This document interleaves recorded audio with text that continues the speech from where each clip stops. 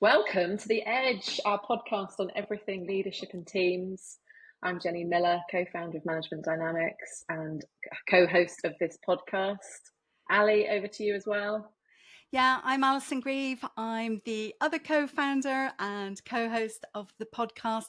And today we're delighted to have our guest, a very special guest who we've worked with and respect immensely, Richard Gadd. He's got fantastic success as a leader in small, medium, large organizations. He really knows about how to get performance through teams, and in particular has got some great experience in how you get results. And so we're looking forward to unpicking and understanding what it is that Richard has learned over the years of his experience and sharing his top tips, as also Jenni and I will be learning along with you guys too. So Richard, could you please give us a little bit of an introduction into how you got where you are now? Perfect. Well, thank you, and thank you very much for inviting me on your podcast. This is actually the first podcast I've ever done. So this is new territory for me. And look, I think I've been incredibly fortunate with my career. I worked out the other day that I've actually been in a sales role now for 30 years, which does age me a little bit. And for the last 20 something years, I've been running teams. You know, I think having now had experience through a number of different organizations, starting at Xerox and then spending 7 years in the channel, then EMC, Hitachi, Cohesity, Commvault, and the beauty of that sort of experience means that I've had the opportunity to run every element of the sort of go to market. So everything from commercial, enterprise, vertical, global accounts. And then for the last 10 years, I've been running EMEA and more recently EMEAI, so the inclusion of India, as a general manager. So really that's the experience that I've had. And you know, you talk about achieving results, and hopefully I'll be able to talk a little bit about my experience. But everything I do, of course, is based on the learnings that I've had by working with some exceptional leaders during my career. So hopefully we can touch on some of those things as we go through the podcast. Yeah, lovely, Richard. Thank you. Thank you for being here. You said you've got 30 years experience in sales, and it occurs to me 12, Jenni. So I was going to say you must have started very young, Richard. I think sales, being a non-veteran salesperson, an aspiring salesperson who still finds it incredibly tough, I think sales must be a really tough environment to achieve results in consistently. You know, and I imagine every time you achieve it, the bar gets raised every time. How do you keep on going and kind of keep that energy up, and keep the energy up of the people that are reporting to you and kind of the organization that's around you aligned behind those results? I guess a lot of it is it comes down to how do you build the organization in the first instance.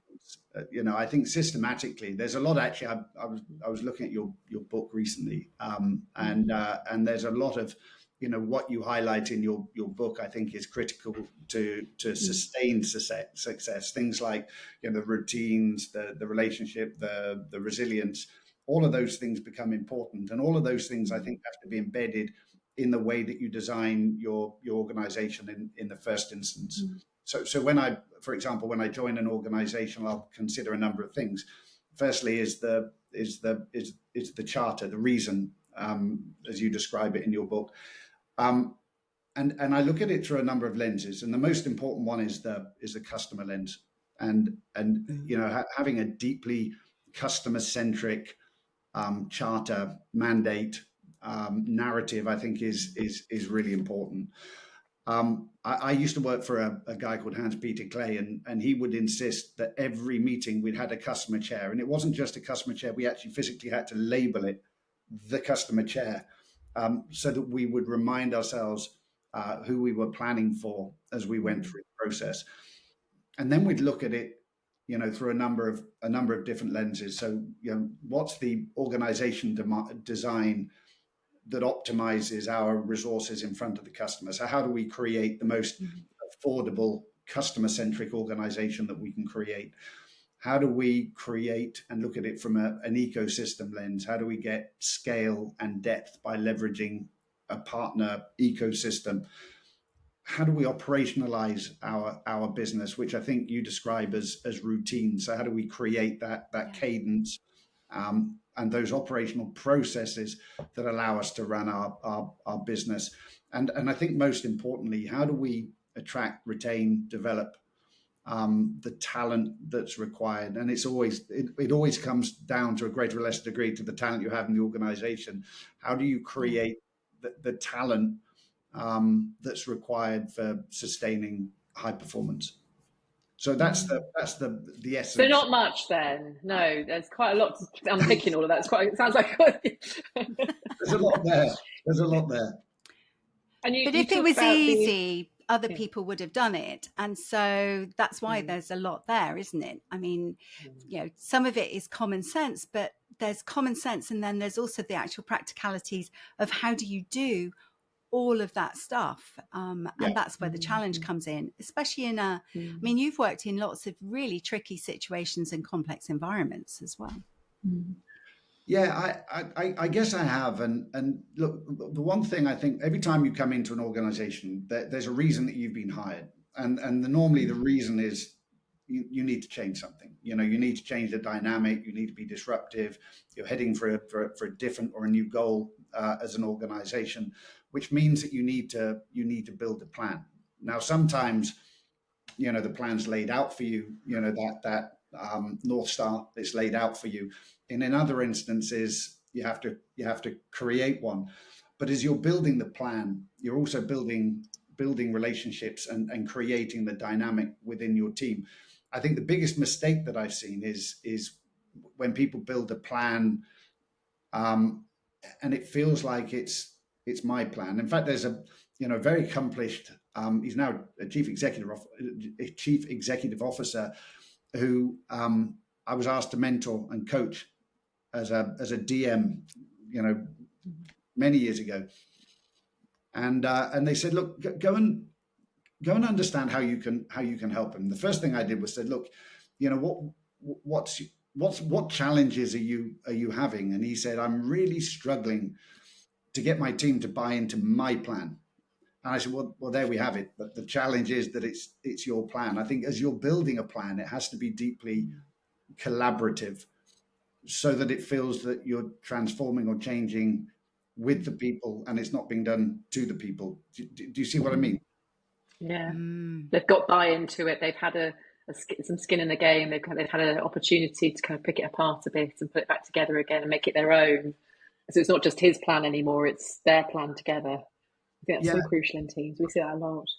Yeah, I've seen it too in organizations where people have been given a plan or growth goals and the team have gone, not a chance, because it's just come.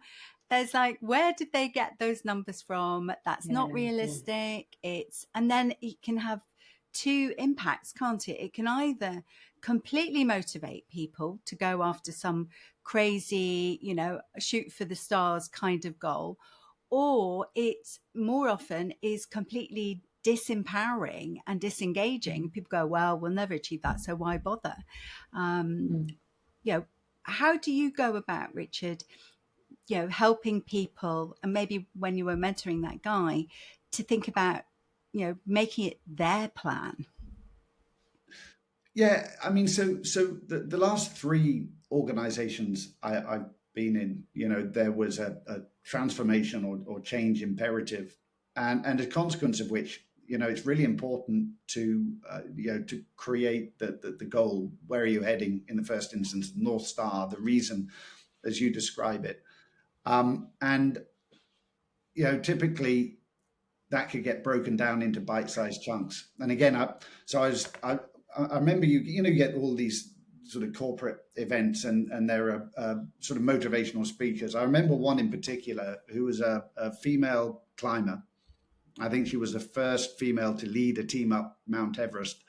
But something she said really resonated with me, because she said, you know, if I just focused on the summit, then I would probably never reach the summit. So what I focus on is a point that's 5 yards in front of me. And that would take all of my efforts to achieve that. And then I'd set myself another milestone. So I think whatever you do with the goal, you have to break it down into bite-sized achievable chunks, so that the first step isn't unrealistic and unachievable. And so what I've done previously is I've created, agreed with my leaders what the big rocks are. And then I've created cross-functional work teams to focus on between 3 and 5 big rocks, which means that you're getting people across the organization, across every function within the organization, to provide input. I mean, you've got all that wealth of knowledge and experience and talent across your organization. So what's the point in not tapping into it? So you tap into it, you create the cross-functional work streams, and then the output you bring together with your leadership team, and then you create the plan. But the point at which you've created the plan, it's now our plan and not my plan, right? So the level of buy-in, I think, is greater as a consequence of that. And the other thing it does is it really flushes out the level of buy-in that you have within your organization generally. Somebody I work with talks about the 20-40-40 rule. And that's, 20% of people in any change process will embrace the change. They'll see the learning opportunity, they'll see the career development opportunity, and they'll run at it at pace. 40% will probably be very reluctant to change at the other end of the spectrum. There'll be the laggards that resist change. They'll find excuses, reasons why not to change. And then you've got the 40% in the middle that if you do things right, you can bring on the journey, which is why this collaboration is really focused on that 40% that have got the possibility to come on the journey. Mm. And then there's the idea that creates a tipping point where, it just moves the energy forward. Is that what happens with that sort of idea, that you get 60 and then it just goes through? I think you need to start achieving results based on the things that you create, the plan that you create. Because then, of course, you've got to move the plan towards sort of execution. And that's where the whole sort of concept of focus and accountability comes in. Because, I mean, at my current company, we went through quite recently a fairly significant shift in the direction that we're taking as an organization towards cyber resilience. Now, the good news is that, it created a real sense of purpose. Cyber resilience as a market cost the global economy more than $30 billion just last year. The World Economic Forum has highlighted it as, one of the biggest risks to world economics. And so to be part of a proposition that combats that reality actually gives people a greater sense of purpose, a greater sense of reason. And we went through a significant enablement process. But what we found was, quite a lot of people then gravitated back to doing what they'd always done. And the reason is because we hadn't created the routine, the operational processes that required them to make the change and held them accountable for the change that we're asking them to make. And then again, you can sort of really catalyze who falls into what bucket, who's in the 20%, who's in the 40%, and who's in the 40%, who's willing, who's ready, and who's able to come and make the change with you. So I think, in terms of operationalizing the business, that's a really important next step.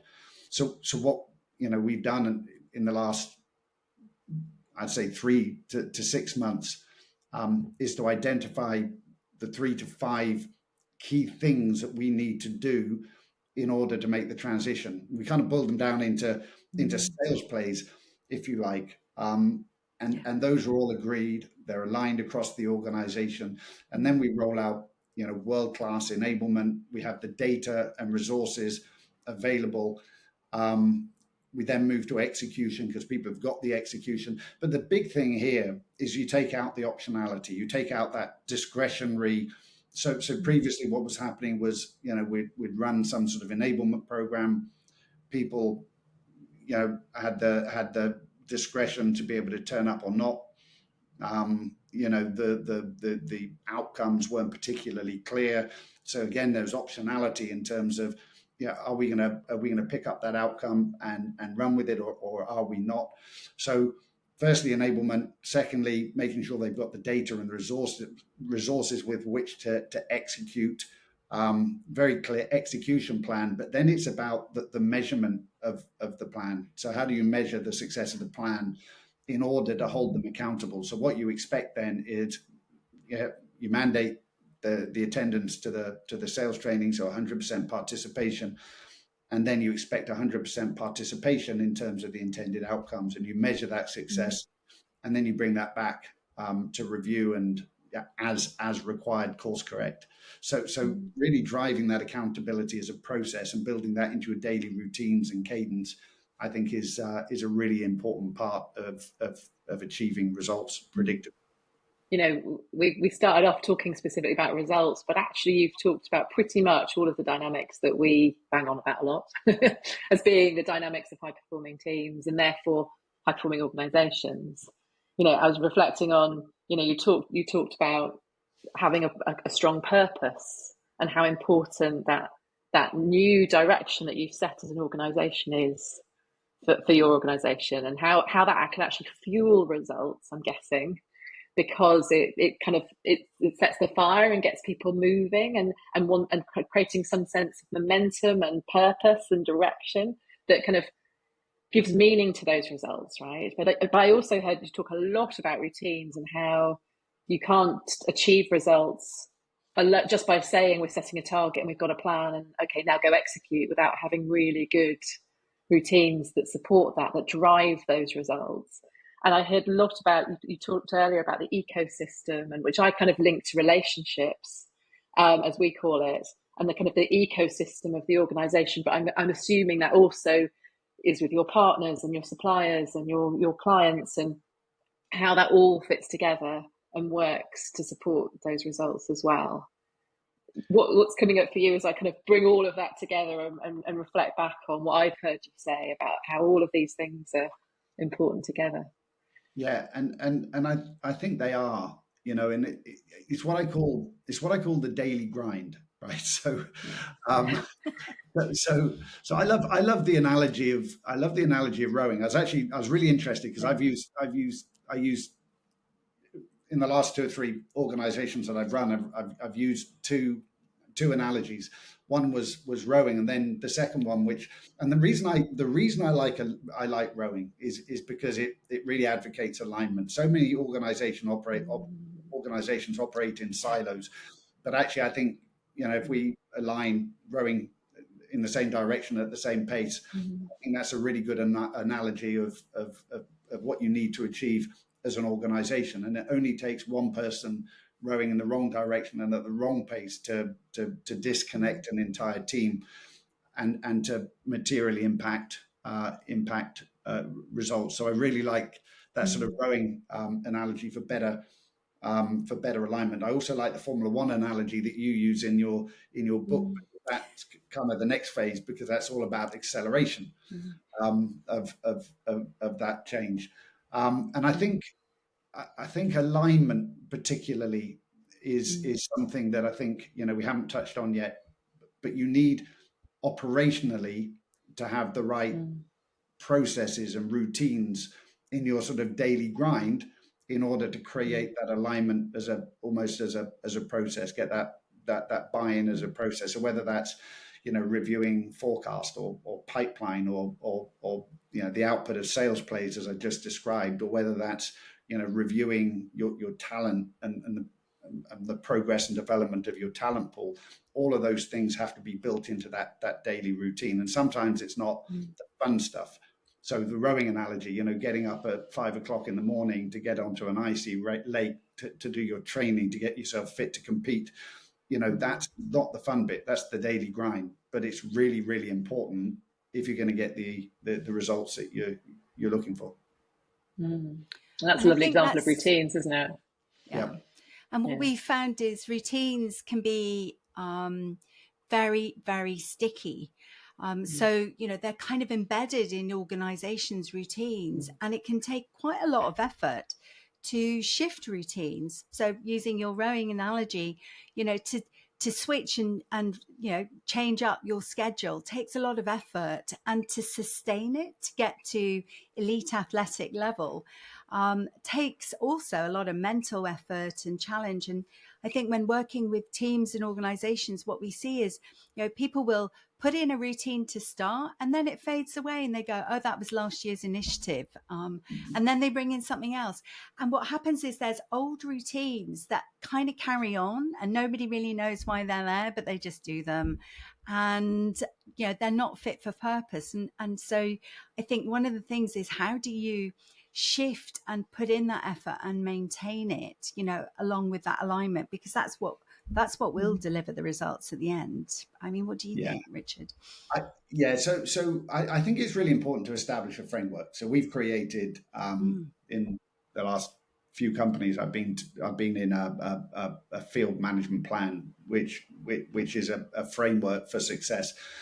And of course, we have to understand the objectives and where we're heading to, but we also have to understand the metrics and the results that we're going to be measuring the team against. So, we'll break it down typically into 4 discrete sections that are critically important to our success. So the first one, of course, is business results. The second one might be, customer and ecosystem. So how are you measuring, your customer engagement? How are you measuring your ecosystem engagement?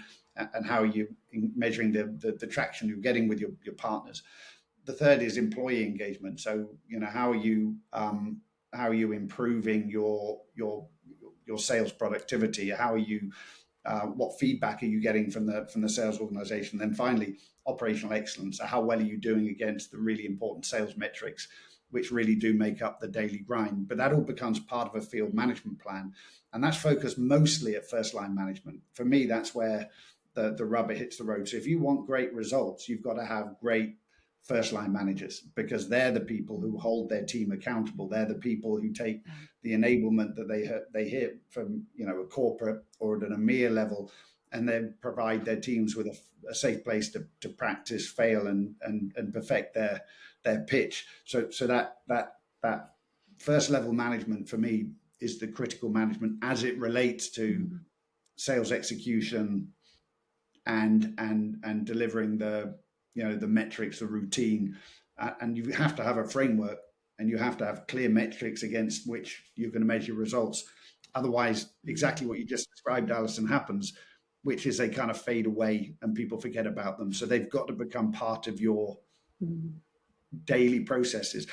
I've got a long-held belief that great salespeople generally do detail by discipline, because it's not in their nature, right? So you have to enforce that discipline, and also help them to understand that when you're asking them to qualify a deal, that's for them, not for me.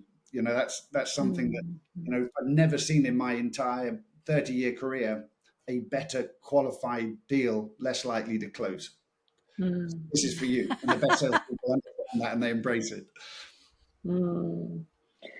I'd love to dig into accountability a little bit more, Richard, because you've used the word a few times in this conversation so far, and my experience is that a lot of leaders think a lot about accountability and feel very frustrated that they feel like they're the only ones, that they've got all the accountability for the organisation that they lead sitting on their shoulders, and wish that could be shared a bit more with the people that report to them and the organisation, that hierarchically is within their remit. How do you create that sense of accountability, that's shared accountability with your people, in particular with the team that you lead? How do you create that? Yeah, I mean, it's an interesting one, and you have to be careful, because I think there's a difference between delivering accountability through the organization and delivering pressure through the organization, right? So, I think I've been in many instances where the level of pressure that coming down from the top of the organization is just intense. Now, if I pass that into the field, we're going to become a less successful and less productive organization. So a lot of that I have to take on my own, and that's exhausting sometimes, right? You have to take some of that pressure on your own shoulders and then filter the bits that are necessary into the organization. But in my career, I've worked with some incredible leaders, people like Adrian McDonald at Dell, people like Mohit Aaron at Cohesity, people who really hold you very, very accountable. And sometimes you have deeply uncomfortable conversations, but I guarantee those are the type of relationship from which I've learned the most, because they've held me very, very accountable. So you've got to get the right balance, I think, between pressure and accountability, and otherwise it can crush a culture. In terms of how do you achieve the accountability, I think it's that framework, so everyone understands how their success is being measured, and then you have a routine, a daily grind, a cadence that enforces that level of accountability, and you've got to commit to it. So the cadence is diarized from day one, and you know who's reviewing who, you know which metrics they're being reviewed against, and I think in that way people have got clear expectations, well communicated, and that accountability is clear. You've got to know what your accountability or what you're being held accountable for. Does that make sense? It does. And I can really see the tension there between pressure and a great working environment where you still deliver results, but it feels good to be part of it.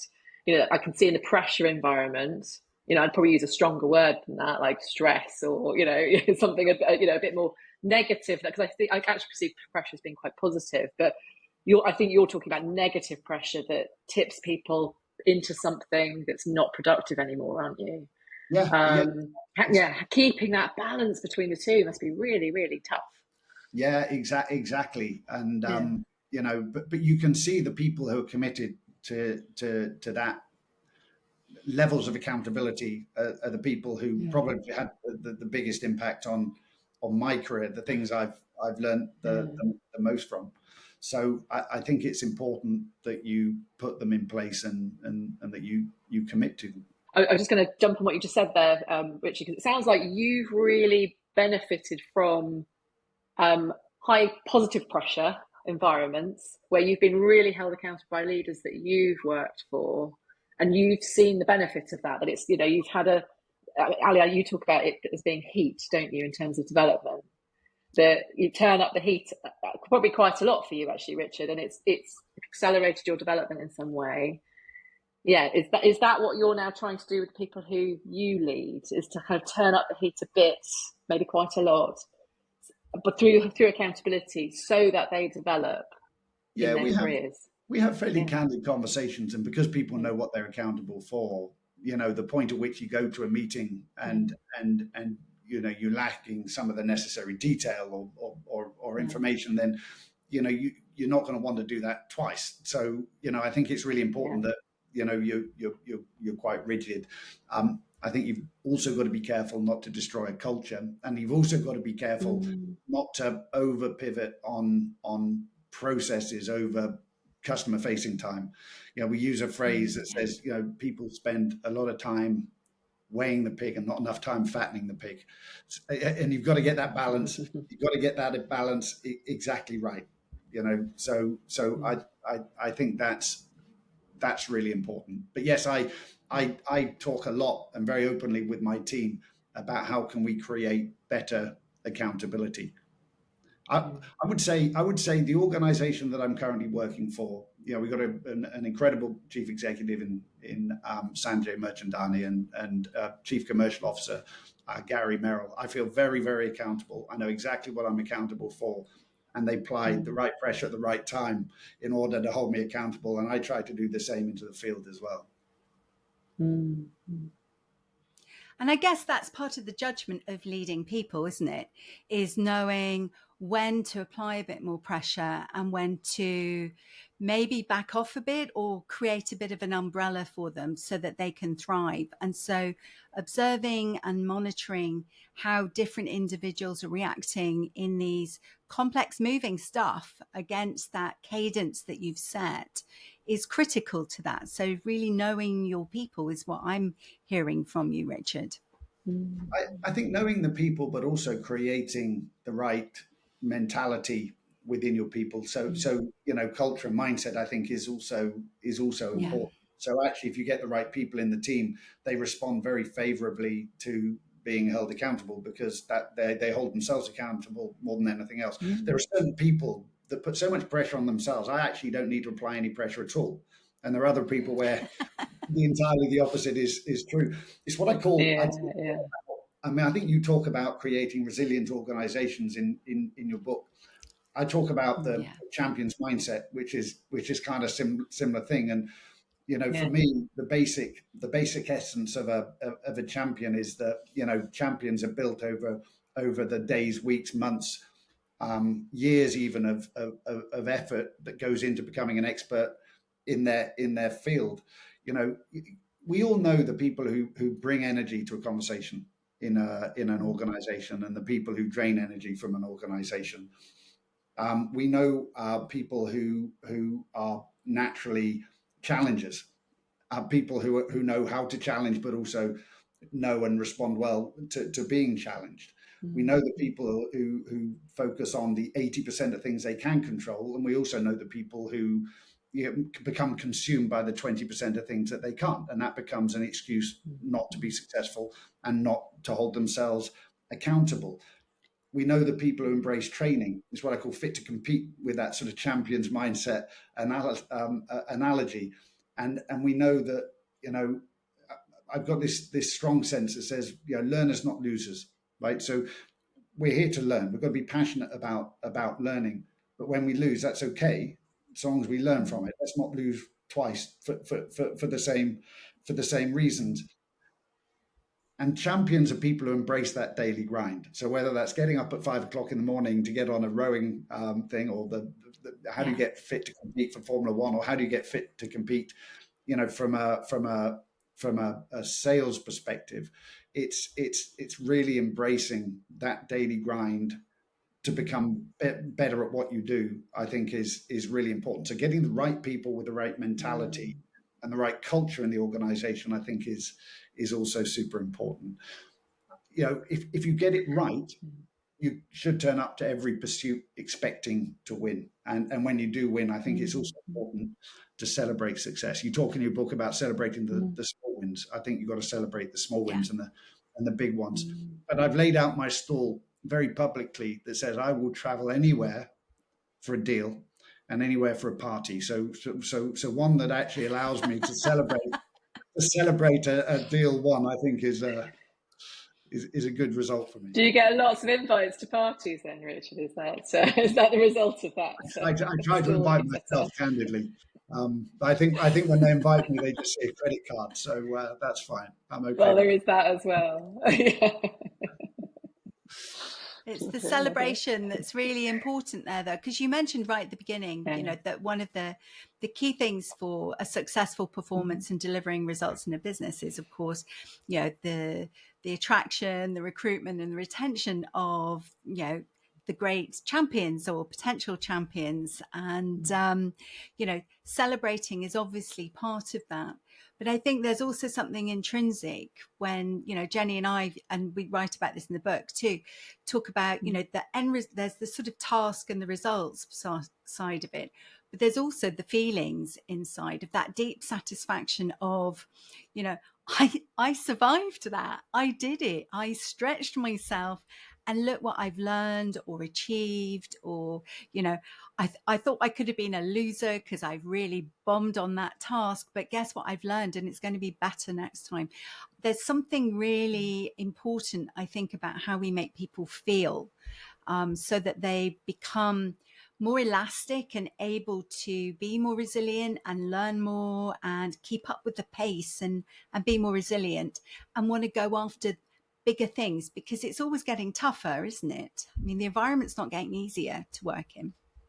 It is, and I think a big job, and I hope it doesn't sound corny, but I think one of the big things we have to do as leaders is to continue to inspire our people. There was a phrase once, I don't know whether I like it or not, but I'm going to use it. There's no perspiration without inspiration. So if we want to work people and people, work as hard as they do, there's got to be a strong sense of purpose. There's got to be a strong reason, and they've got to feel somewhat inspired. And that inspiration has to happen as we go through that daily grind, the less fun things of the work that we do. So I think feeling inspired and being inspired are the things that keep us doing what we do. There's that betting where you've got that betting advert that says when the fun stops, stop. And I see that in salespeople. You've got to keep it light, you've got to keep it fun, and you've got to keep people inspired as much as you're able to. There is the other thing which actually, again, you do mention in your book, which is also dealing with underperformance, right? Because I think one of the biggest demotivators, I think, for top performers is not dealing with underperformance. So, for me, the default, when you're managing underperformance is, well, how do you surround that person or that team to help them to create better success? And that's kind of the default position. But if you leave it unchecked, then that also has an impact on morale and an ultimate impact on the performance of the team. Yeah, it can become toxic if it's not dealt with, both for the individual who's struggling as well as then for the wider team. I was also wondering about the wider ecosystem, because sometimes we work with leaders and they go, I would love to do all this, Alison and Jenny, but the rest of the organization and the culture of this place won't let me. What advice would you have for those leaders? When you're talking about the ecosystem, you talk about the internal ecosystem. Well, it can be a mixture of both, actually, in some situations. So some of them might say, well, it's the wider context of the way my clients operate that means that I have to work this way. But it can also be the internal one, like, oh, it's not the way things are done around here. Yeah, I think obviously that's a process. I think analyzing the people you have in your team as to whether they in the 20%, the 40%, or the 40%, what you've just described typically are the people in the sort of 40% who don't want to make the change, who don't want to make the transition. They're finding excuses for not doing things. And you've got to work out, are they going to come on the journey? Or are they not going to come on the journey? And you've got to be quite, ruthless in terms of making those decisions, because coming on the journey is critical to achieving results. I think there are things you can do. We talked about it right at the start, which is how do you build your plan? If it's our plan rather than my plan, then I think you're better able to bring people with you. But there's also an opportunity to put yourself in other people's shoes. So we have partner business managers. We don't have a huge army of partner business managers, but we've got a nice number. But to me, if we are a channel-led organization, which we are, we're almost 100% channel. There's very few exceptions, which means we all have to be partner business managers, right? So it's not just the role of the few people who actually execute that role. Yeah. It's all of our collective responsibility. I see myself as a partner business manager. I have 4, 5, 6 calls with partners every single week, and I expect that to cascade through the organization. So when you talk about accountability, how do you hold each layer of management and sales and pre-sales accountable for the activity and the generation of productive relationships within our ecosystem? So those are the 3 things I'd say. Yeah. And that suggests quite a bit of fluidity in the structure of the organisation. It sounds like you've been very clear that we are a partner organisation, and therefore it's not just because it's your job title and in your job description to work with partners. It's everybody's responsibility, and therefore you've somehow, maybe it's, I don't know, it's an unwritten thing. It's kind of an expectation that just gets set because you're role modeling it, Richard, and you're probably talking about it and having conversations with people about when was the last time that you spoke with a partner, recently. And I'm imagining that there's a lot of stuff that's quite fluid in all of this, rather than constrained by structure and role job descriptions. And Yeah. roles and responsibilities. Does that resonate with you? I think that's fair. I mean, look, I'm very lucky because I've got a chief executive who will stand up in front of the team and say we're a partner organization. I've got a chief commercial officer who will come and say we're a partner-led organization, and I've got an extraordinary chief partner officer who understands how to create those partnerships. And once you have somebody who can create the partnerships, they can give them over to us in the field, and we can sort of execute and make them productive locally, which is how it should work. But of course, it's fluid because we're creating new partnerships. We're looking for new opportunities to broaden our partnerships and make them productive. So yes, it is reasonably fluid. And that sounds quite counter to how I perceive a lot of organisations set themselves up, which is let's have standard operating procedures for everything. Let's stick to our roles and responsibilities. And I think that drives a kind of a siloed mentality that you talked about earlier, that I don't believe sets organisations up for success in the complex context in which most organisations are working in today, and actually moving more towards fluidity, although it creates complexity. I imagine there's probably some stepping on toes that happens every now and again, and people have to kind of work it out amongst themselves as to who should be having that conversation with a partner rather than you, and so on. But I imagine it really supports the delivery of results. Yeah, I mean, look, I like to define roles and responsibilities as clearly as we're able to, but it also means that everyone has to do. We're not a massive organization. We're a nice-sized organization, and but not a massive organization, which means a lot of us have to wear more than one hat, which means I'm in front of the customer when I'm needed to be in front of the customer. I'm in front of the partner when I'm needed to be in front of the partner. That's, it's not duplicating, but supporting, the development of our ecosystem. But equally, like I said, we've got several layers of leadership at the top of the organization who also see it as their responsibility to help sort of broaden and deepen relationships, but they'll very much get involved as required, and we direct them in certain ways in order to help move relationships forward. And so when you're thinking about that wider ecosystem, what are some of the sort of wider things that you do to build the connections with the different partners, the different members internally who are part of that value chain? Because sales isn't stuck there on its own. I mean, you've talked about so what other kind of initiatives and activities do you do to build that culture of flexibility and partnership with your partners? I guess for me, partnerships only work if you have a level of relevance to those partners. At which point it's finding those connections. So look, we've got a very strong reason, sense of purpose. Our direction of travel in our industry is clear.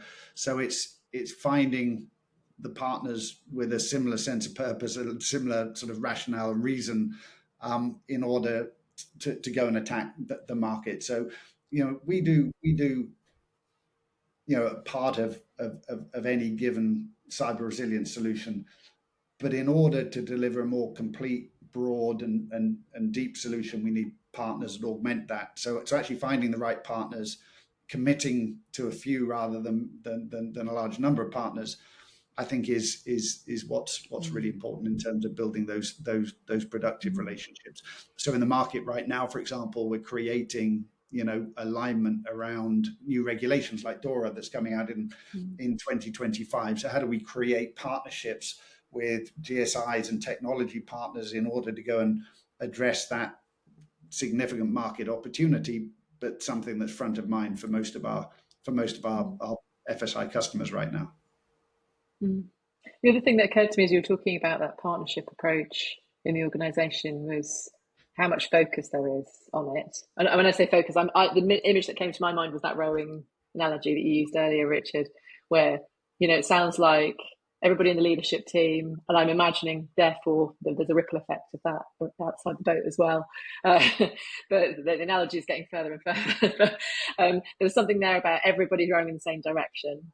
But you're all talking about that kind of, we're a partner organisation. Your chief executive talks about it, and all those other people that you just mentioned. They are all aligned around that as being really, really important in your organisation, and that alignment, it sounds like it's a really critical part of results in that sense. I'm also lucky. I've got 2 other geo leaders that where we have an identical philosophy. We all fundamentally see the same opportunity for scale. And the good news is we've actually got a very compelling proposition, which means the partners are also coming to us. They understand our part in the market. In many ways, the market has come to us. If you have sort of 25 things you need to do to be cyber resilient, we do maybe 4 or 5 of them, but we probably do 4 out of the top 5. So all of a sudden, the opportunity for productive partnerships, because of the critical role that we play in the recovery and readiness of a cyber resilient solution, mean that we've got a natural fit with an awful lot of partners, and we're creating new ecosystems as well in order to be more relevant in that destination of proposition, if you like. Yeah, lovely.